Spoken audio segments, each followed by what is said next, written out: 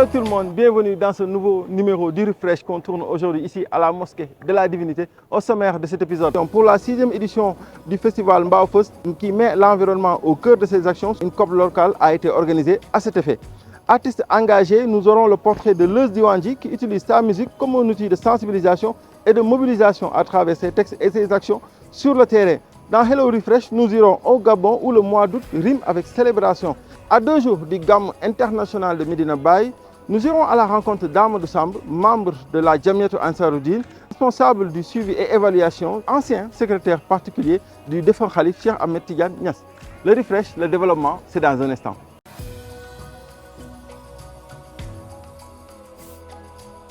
Bienvenue dans le Refresh. À Mbao, dans la banlieue sénégalaise, les effets du changement climatique se font ressentir, raison pour laquelle, lors de la 6e édition du festival Mbao Fest, les acteurs ont tenu à organiser une COP locale et donner la parole aux acteurs qui sont sur le terrain, victimes de la dégradation du marigot, de l'avancée de la mer. Allons regarder cet élément. Le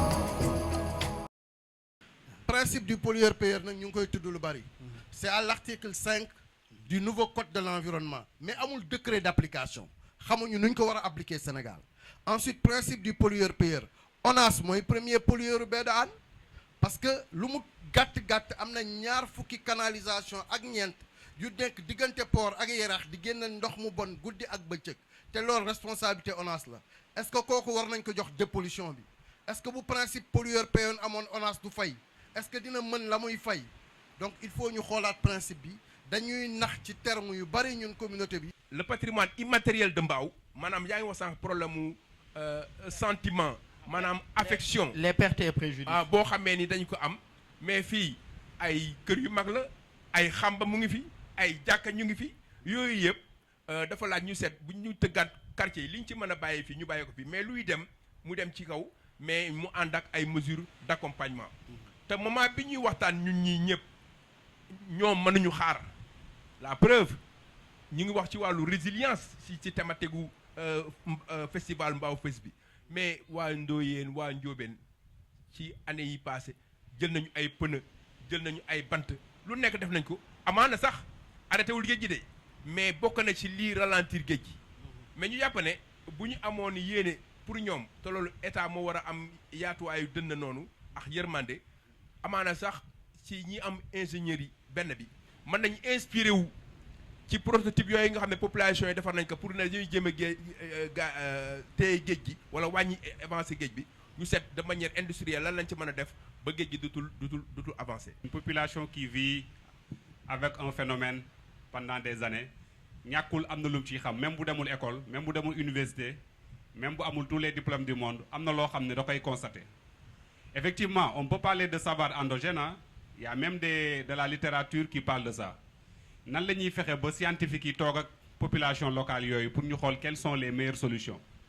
Parce que quelqu'un qui vit en face de la mer, qui peut faire des observations, un scientifique qui est dans son laboratoire, qui vient de temps en temps faire des mesures de maths, mën na bañ a gis phénomène yëpp. De early in the morning à Wérouaye, le talent artistique de Leuz Diwanji n'est plus à prouver. Mais l'artiste a préféré donner aussi une partie de sa vie à sa communauté. Un engagement pour l'environnement, Leuz Diwanji à Mbao a impacté. Comment cet artiste a pris goût à un engagement social pour œuvrer pour sa communauté et aussi rassembler pas mal de gens autour de lui, faire de Mbao une ville exemplaire en termes d'environnement, portrait d'un artiste qui a mis son talent, ses mots et son action pour le terrain au service de sa communauté. J'ai très tôt compris que être artiste ne veut pas juste dire voilà, am tour, am buzz, am khalis, etc., etc. Pour moi, être artiste, c'est avant tout servir sa communauté. Comme nous l'avons dit, encore une fois, je me dis hip-hop, knowledge movement le guide, mouvement de l'intelligence. Après, nous avons transformer l'énergie négative en énergie positive. Donc, nous avons dit que diagnostic, diagnostic, ça parle de ça. Diagnostic, ça parle de prise de conscience. Ça parle d'éveil de conscience. Ça parle de l'oubli, ça parle de la jeunesse. Ça parle de comprendre early in the morning. Ça parle de Djok warul yomb. Ça parle de lambatu. Ku nek ci digg yoonam wara def un choix. Donc je crois que sama identité thématique ça définit sama carrière. bu ma dégloo gars yi ñu bëri déjà ñu naan early in the morning moo ñu def nangam early in the morning bi ñu def bac early in the morning bi may nekk université early in the morning bi may wut stage bi may nekk ci nangam moom laa doon déglu moo ma forgé waat et puis je me dis que ne voilà au-delà de loolu ñun ñu ngi koy wax di def lu bëri ci ndaw ñi mais au-delà de loolu tamit ñu ngi fexe former ndaw ñi encadrer ndaw ñi accompagner ndaw ñi outiller ndaw ñi surtout parce que comme je dis ñun amuñu ça veut dire que ne du koom-koom moo tax ñuy wax mais am nañu ay relations am nañu ay opportunités pour indi fii ay nit ñu def dara ci ndaw ñi je crois que bu dee réalisation loolu moo nekk réalisation yi ma gën a satisfaire mooy fexe accompagner ndaw ñi et au-delà de loolu ñun fexe nañ ba association Diwane di mënal ci man di rek benn festival annuel boo xamante ni ñu ngi si 6e année donc 6e année boo xamante ni chaque année nga former minimum 200 personnes loolu je crois que satisfaction mënul gën a rëy loolu. c'est possible mën naa nekk ay nit rek a koy def feneen donc ay nit mën nañ ko def fu ñu mën a ne on est des Sénégalais encore une fois on est des Africains dañu war a xam ne duñu ay nasaraan duñu ay Américains pour man loolu mooy li ëpp solo mooy am identité et surtout au-delà de identité bi ñu fier ci li ñu doon parce que complexe d'infériorité bi gars yi di wax ay nangam góoma ay terre góoma ay couleur góoma ay opportunité man xam la laa gëm liggéey gëm sa bopp. Dans Hello Refresh, on se rend au Gabon où le mois d'août est considéré comme le mois de célébration de l'indépendance. Et à cette occasion, l'heure est à la valorisation des produits et des artisans locaux. Une foire commerciale est organisée pour montrer le savoir-faire local.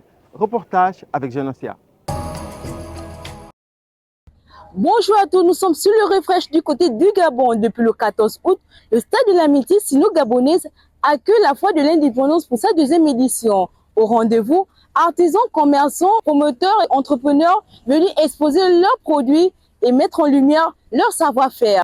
À quelques jours de la clôture prévue le 19 août, les stands ne cessent d'attirer du monde entre découvertes, échanges et opportunités commerciales. Mais au-delà de l'exposition, vente et rencontres, quelles sont les véritables ambitions de cette foire?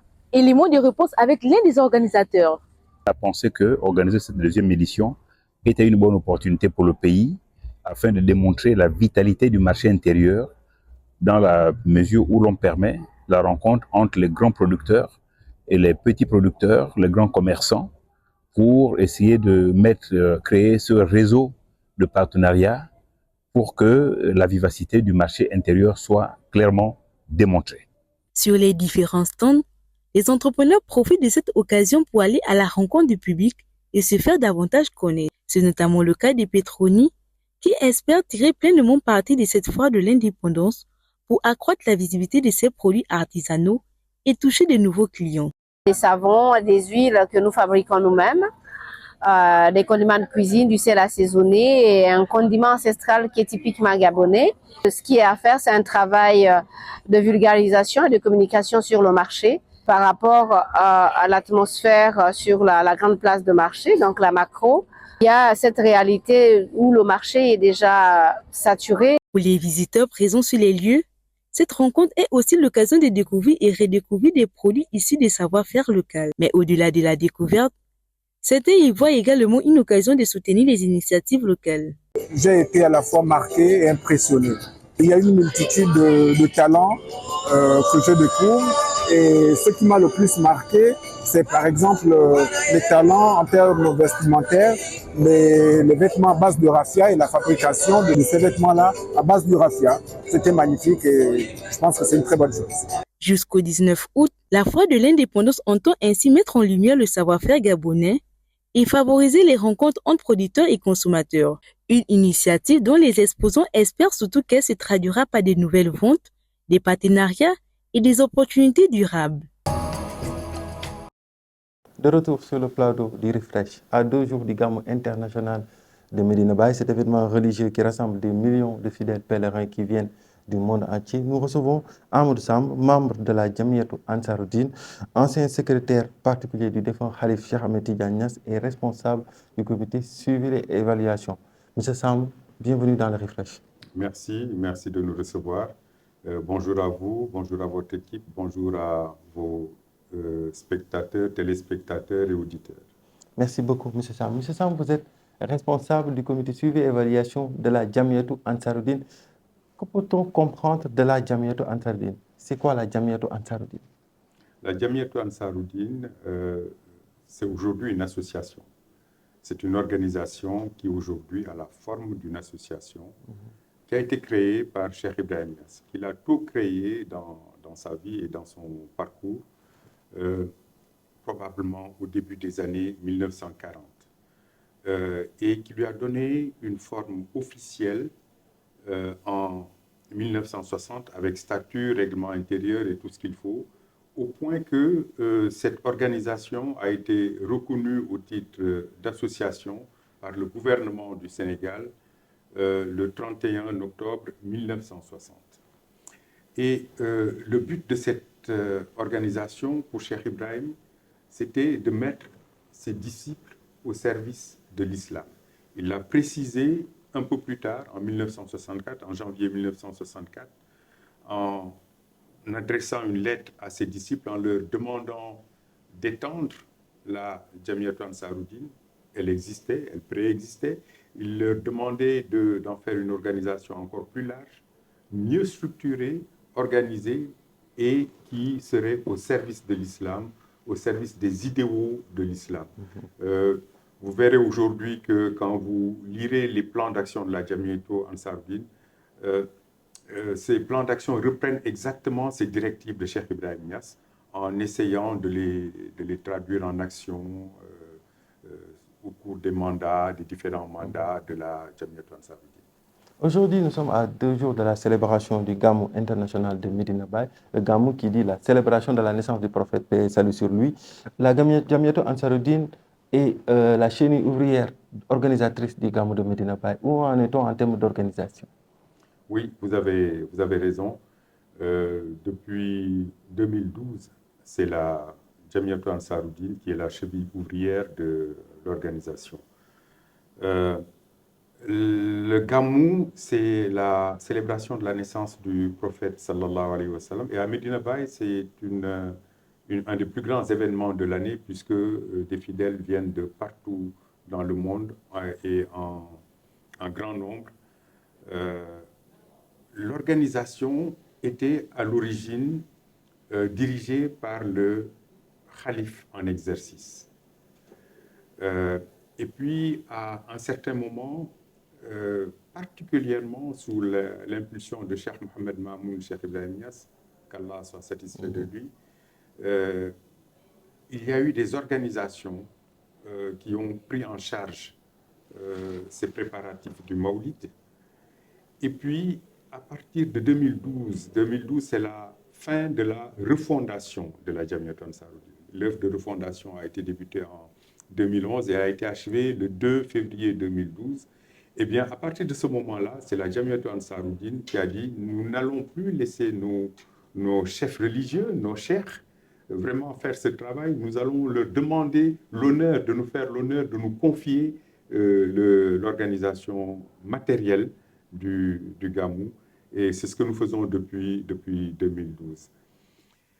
À 2 jours de l'événement, je peux dire que nous sommes à 85-90% au plan de l'organisation matérielle et logistique sous la forme des biens collectifs. Ce que la Jamia fait, c'est l'organisation au sens des biens collectifs comme la sécurité, la mobilité, l'accès à l'eau et à l'électricité, la santé, c'est très important, l'hygiène et l'assainissement, point d'attention particulièrement en cette période de saison des pluies. C'est cela que nous faisons avec, en concours avec les services de l'État. Et vous avez vu que ça a fait l'objet d'abord d'un CRD où tous les services étaient conviés et ensuite ça a fait l'objet d'une réunion nationale présidée par le ministre de l'Intérieur. Vraiment, l'État, avec ses différents services, a tout mis en œuvre pour que l'organisation se passe dans les meilleures conditions. Et tout ceci en relation donc avec le comité d'organisation chapeauté par la Jamiatou Ansaroudine, le COMAF, Jamiatou Ansaroudine. Aujourd'hui, sur tous ces plans-là, nous sommes environ à 85-90% de niveau d'avancement. Je le dis bien, je précise, c'est au niveau des biens collectifs. Qu'en est-il des biens individuels? Alors, au niveau des biens individuels, c'est l'autre aspect de l'hospitalité.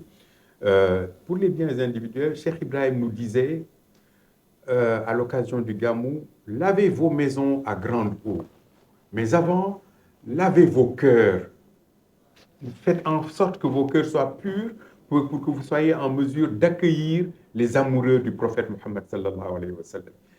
Et ça, aujourd'hui, nous le faisons déjà. Nos autorités religieuses le font déjà à Medina Baye. Mais au-delà, la Jamiatou Ansaroudine essaye de l'organiser de façon beaucoup plus formelle en organisant l'hébergement des pèlerins et également leur restauration. C'est inscrit dans nos plans d'action et c'est mis en œuvre de façon régulière. C'est pas facile, ça demande de la mobilisation de fonds. Absolument. Et comment est-ce que vous vous organisez à ce niveau?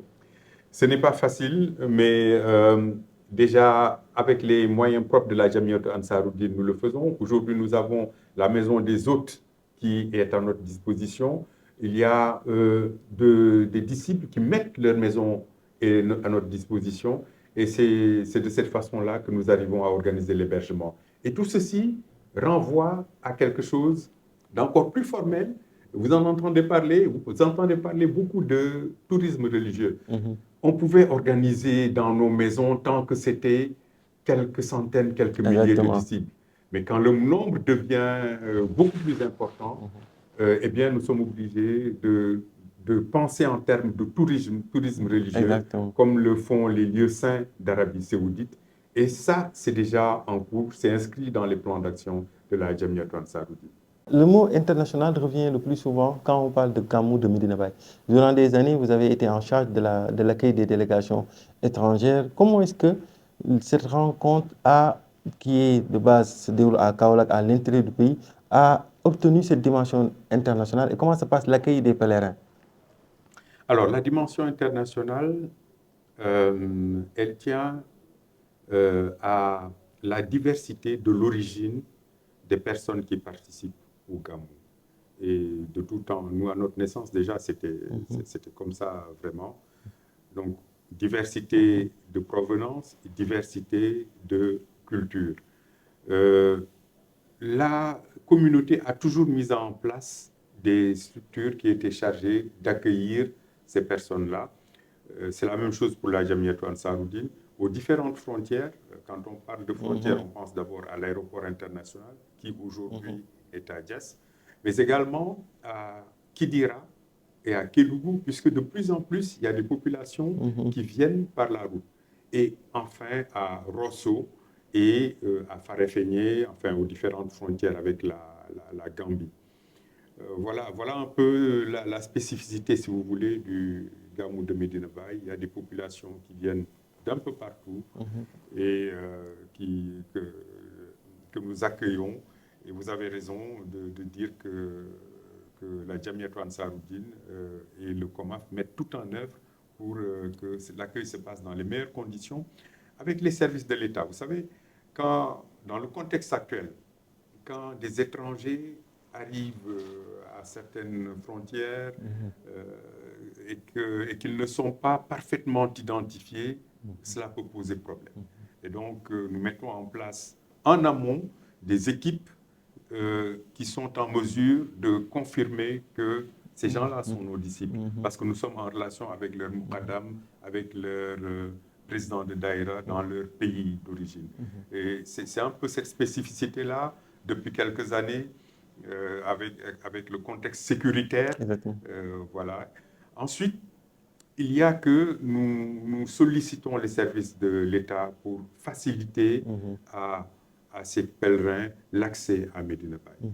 Voilà un peu le travail dans lequel nous sommes investis en termes d'accueil en relation avec la dimension internationale du monde. Quel rôle jouent ces communautés et ces érudits quand ils viennent pour le Gamou? C'est des échanges autour de thématiques bien précises ou bien c'est juste un pèlerinage? Ils sont déjà les ambassadeurs de de leur pays. Comme vous le savez, là nous parlons de l'aspect logistique, de tout ce qu'on fait pour que la cité soit en mesure d'accueillir les participants. Mais il y a le contenu culturel en termes de conférences, en termes de panels, en termes d'échanges, en termes de panels B2B, et les étrangers participent à tout cela. En y participant, ils sont les ambassadeurs de leur pays. Ils apportent les préoccupations de la communauté dans leur pays et ils repartent avec les messages avec les thématiques sur lesquelles nous avons échangé, avec les conclusions, les recommandations qui sont émises par le Khalif et par les différentes autorités religieuses.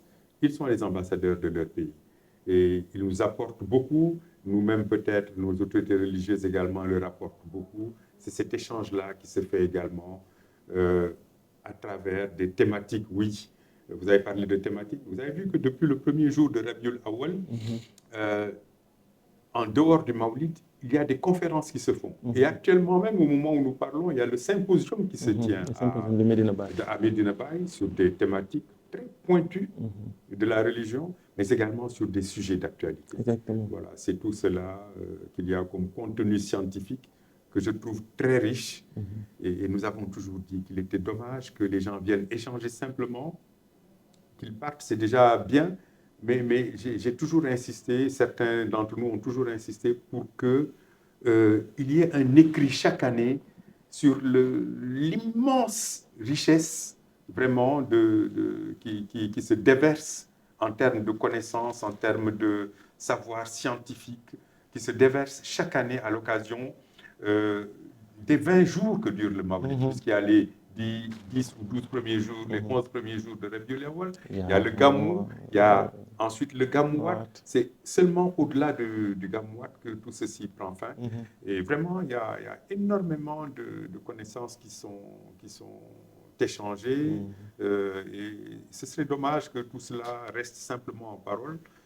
Il faudrait qu'on écrive, que nous prenions l'habitude d'écrire chaque année et d'échanger sur les différentes thématiques avec toute la communauté.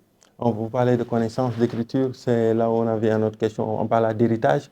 On voit de plus en plus, chaque année, il y a une très grande partie de la jeunesse qui part à Medina Baye. Quel est l'héritage qu'on doit laisser à cette jeunesse, que cette jeunesse doit tirer de Cheikh Ibrahim et du Gamou?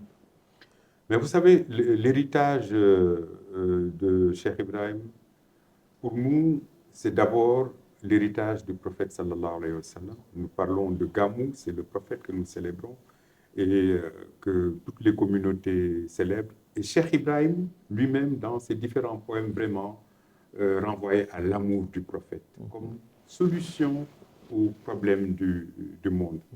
C'est d'abord ce message-là que nous essayons de transmettre à la jeunesse, à travers les différentes conférences, à travers les différents prêches, mais également par l'exemple. Prêcher par l'exemple. Vous parlez de jeunesse.